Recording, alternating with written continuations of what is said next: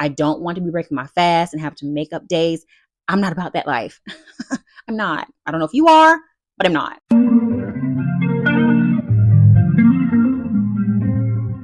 Salaam and welcome back to my channel. My name is India. Thank you so much for stopping by, watching this video. I do appreciate your support. Yes, I've been gone. I've been MIA for a few, maybe a couple years. Yes. However, what better way to reintroduce myself than Ramadan? So I had to come on here and share with you guys a few things that I do to prepare for Ramadan. And since this one here is a couple days away now. So without further ado, if you're interested in finding out some of these cool things that I've been doing since 2014. I started fasting in 2014. Sit back, grab your pen and paper, and let's get into this video. Now, year after year, what I do for Ramadan is I prepare. Now, I don't do this weeks out. I don't even do it maybe a week out. I do it usually, I would say, maybe a couple of days before. I don't know why. It makes me feel more excited. It could be just that I'm a woman and I like a little bit of drama. So I had no choice but to wait this year to the last minute to prepare because I was very, very sick last week with the stomach virus. So I had no choice but to put it off till I felt better. So mashallah for that. I break down what I want my Ramadan to look like. Inshallah. Yes, we do know that Allah is the best of all planners. At the same time, when you plan, Allah sees that your intentions are to get things done, and inshallah, you get supported. Allah will support you with that. Okay. So I like to plan. I'm a planner. I like to use my planner during Ramadan because it is 30 days, 30 nights of fasting. What I do is I plan every single day. Okay. What that looks like is it's planned out mentally and emotionally, spiritually and physically. And I also do something with my daughter. Now, because my daughter is 5 years old, I wasn't doing this before she was born, of course, but I added this on because I wanted her to feel part of it as well. And I know a lot of us parents, us Muslim parents, we want our children to feel motivated to do this. We want them to be inspired, inshallah, but we want them to have some kind of understanding as to what they're doing too. First things first. The spiritual part, reading the Quran every single day. Now, of course, a lot of us already know that we break it down into parts. Not everyone's Quran is broken into parts. Now, mine is, if you don't have one that is, go ahead and prepare yourself, break it down into 30 parts so you don't have to do that as the days are going by. Let us read to have understanding. So if there are can I talk today? If there are some things that you are confused or perplexed about, just feel free to take a picture with your phone, have a notebook, and jot down in the notebook what you have questions about. Because, mashallah, during the month of Ramadan, if you are asking with a sincere heart and you're making du'as about the things that you want to understand, Allah will make it clear to you so you have understanding. So I believe that, like I said, reading the Quran, but reading it for understanding and clarity will be the perfect time for that. Now, the next thing I do when it comes to spirituality is charity. Charity can be any form of giving, whether it's giving your time, giving information that you know that someone else doesn't know, clothes, whatever, being of service, and many of things. So please give what you can. Please don't think that, because you don't have enough money or you're struggling financially right now, you don't have enough to give. You always have something to give. So utilize what you do have more of and give that. The third thing that I like to utilize is prayer for spirituality. Now, I say prayer, making dua, is very important during Ramadan, but when you have a clear list as to what you're praying for and whom you're praying for, I think it just, like I said, the intention, the planning, the intention behind it, Allah sees that, and there's much more support. There's much more clarity, better intention, and there's much more support, I believe, that gets pushed out from Allah to you to actually have those duas answered. So, and that's just what I've experienced. I don't know if anybody else has. If you have, let me know in the comment section below if you've actually experienced that, because I have more than a dozen of times. So I stand by it. Last but not least, in the spirituality part, this is something that might be a little controversial. I like to look and see where the moon is going to be, see where any of the planets are going to be moving through. I want to see how they're going to affect my chart personally that month. For me, before I go into Ramadan, I do like to look at where any of the constellations are negatively or challenging or impacted on this plane. I utilize every single tool that Allah has blessed me with. And the stars is something that Allah created. The planets are something that God created. And yes, inshallah, I'm going to use it. Now, if you don't understand it, you don't got to do it. So when I know what planet is affecting me, I'm able to prepare for that, inshallah. And I'm able to be more successful with my fasting, with my Ramadan overall. I've heard that it's haram to look at the stars for guidance, to look at astrology for guidance, when, mashallah, it's in the Quran.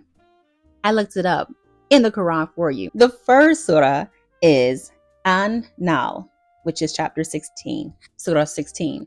And you can find that in ayat 16. Next one, Al-An'am, which is surah 6.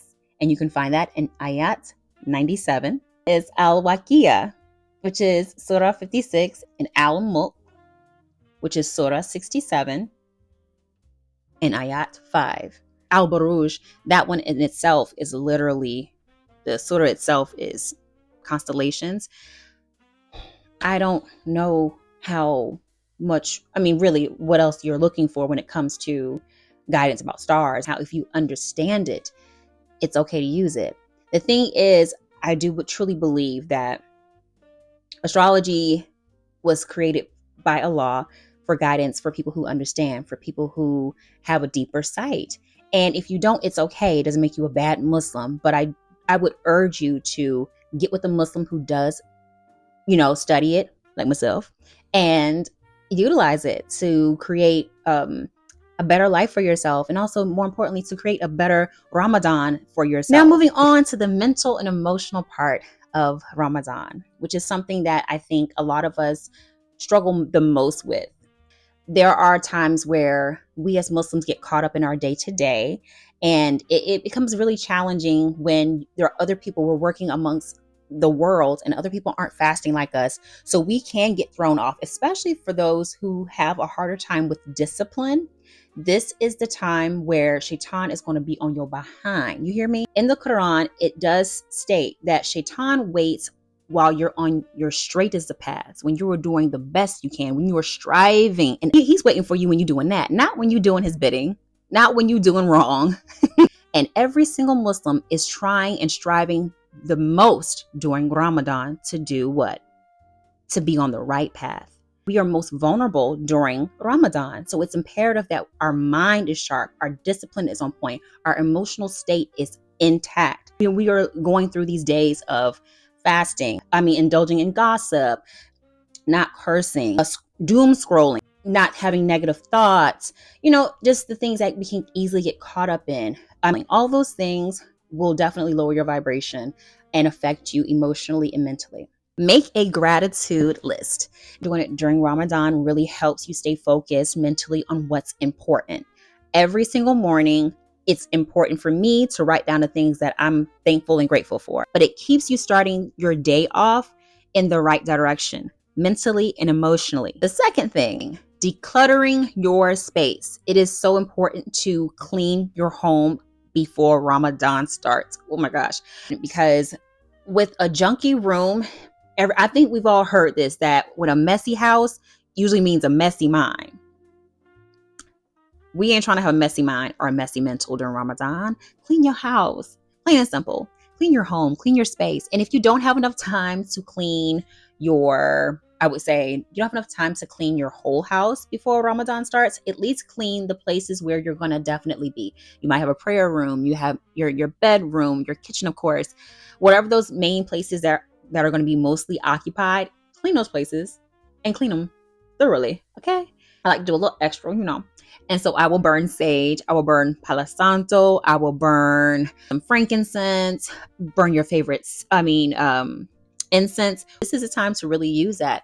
Use those things that are going to get you in a good and high vibration mentally and emotionally when it comes to your space. So like I said, decluttering and cleaning your area. The third thing, and this is my favorite, which is journaling.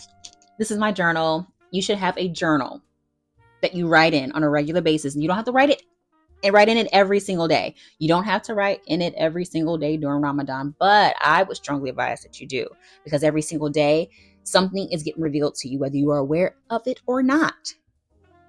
Subhanallah.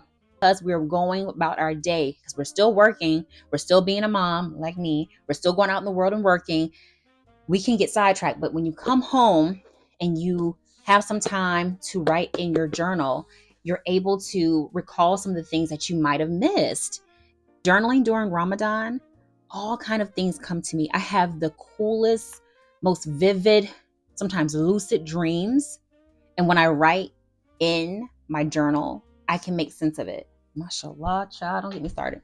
You can get them at Five Below. I got mine from, I think I got it from Five Below, or was it Walmart? But literally, Target, Walmart, Five Below, Dollar Tree, they all have really cute and affordable journals that you can get. Now, the physical and good health part. This is something that I actually struggled with in the very beginning. The first couple years, I would just eat any single thing. And my body was like, what are you doing?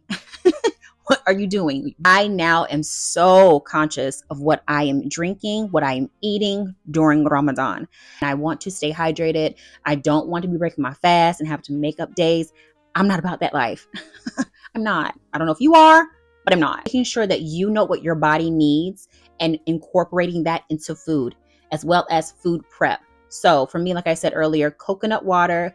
I do some body armor, which is really good. Of course, water and fruits and vegetables, mostly fruits that have a lot of water in them. I'm taking them down. I'm taking them down. So these are the containers that I have. You can get them from pretty much any grocery store. I got mine from Kroger. You can get them off of Amazon. Matter of fact, I think I saw those on Amazon, and I was going to purchase them off Amazon, but I saw them at the store and I was like, I'll just get them now. If they are, in fact, the ones that I saw, I will link them in my description box. I would say invest into some containers for yourself and prepare. I like to meal prep a good solid 5 days and then keep doing it over and over and over again. And your physical would be reducing junk food. It kind of goes hand in hand with what I was talking about earlier. We are still trying to eat those things that we were eating before Ramadan, or drink those things like coffee and candy and chocolate and, desserts and all those things. I would really, really be careful. Be very mindful to reduce those, I would say that those naughty things that you like to eat, if you can, inshallah. Because of course, I know Allah wants to make Ramadan easy on us. So please go easy on yourself. Last but not least, the family part. This is how I organize things for my home, my family. My husband is on the road usually during Ramadan, so he be doing his thing. He has his own system when he's working.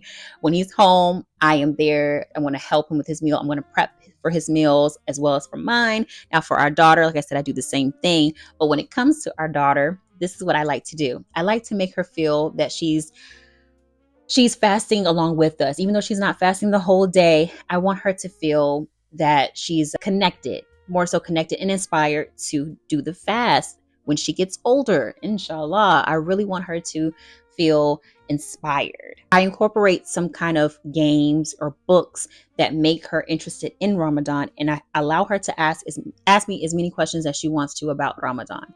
Under the Ramadan moon, I'm definitely going to be linking this in the description box below. I do order her books every year to make her feel part of the fasting crew, which is mommy and daddy. And I do believe it's our job as parents to educate. Inshallah, just in case this book sells out or something, I am going to link a few more so you guys have a nice little selection too. Decorations. A lot of us do a lot of decorating during Ramadan, putting up decorations and really just making our home, our space feel like, ooh, something good is about to happen in this house. So I urge everyone to do that. Go for it. Decorate. Like I said, create a really nice space to make you feel more inspired and make this easier for yourself as well during Ramadan. I love to do some Eid shopping. Oh, I can't tell you how much I love to do some Eid shopping. I cannot tell you. I'm so like, I love it. I love it. I love it. I get so excited. I usually shop for my outfit, my dress, or whatever it is, or my hijab. I like to shop around maybe like the second week. I'm really pushing it for the third week, but the second week, I like to have my hijab ready on the way, inshallah, the dress. I'm ready. Like literally, look. I'm not trying to get ahead of myself, but I'm just saying, I just get really excited about looking my best. It's something that I love to do. I love wearing beautiful hijabs. I love wearing beautiful gowns. It's just something I love to do. I can't help it. I like to do my shopping between the second or no later than the third week of Ramadan. So by the time we get to the very end of Ramadan, my stuff is already in, you know. And I got a little surprise for you guys. I have now partnered up with Voila Chic, which are known for their beautiful, beautiful hijabs. And if you are interested in purchasing some new hijabs for Ramadan, after Eid, or whatever, please make sure you check out the link in my description box below so you can get some beautiful hijabs for a nice little percentage off. Now that we are at the end of this video, I must say I'm now super excited for Ramadan. Last week, me having that stomach virus, I was not as excited. I was a little nervous actually. So mashallah, I'm feeling much better.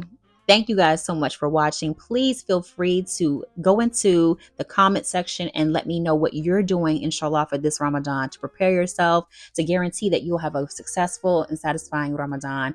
Some things that I might have left out that you want to add or let people know, let me know. I'm all ears. And since you made it to the end of this video, you know you want to go ahead and click the subscribe button if you haven't already, because it's free. And remember, we're focusing on charity. That's something that you can give a thumbs up and a subscribe.